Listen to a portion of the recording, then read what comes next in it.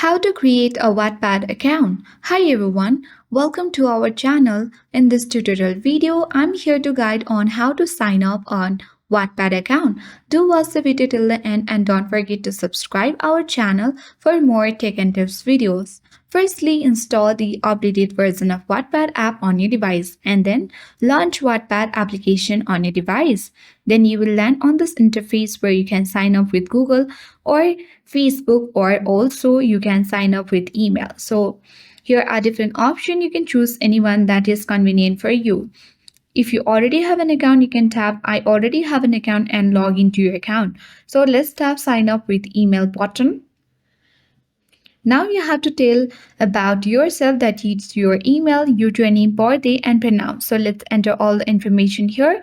And once you enter all the information here, you can easily tap on continue button. And by following the on-screen prompts, you can easily create a Wattpad account. So that was quite easy and simple. Thank you for watching and see you in the next video.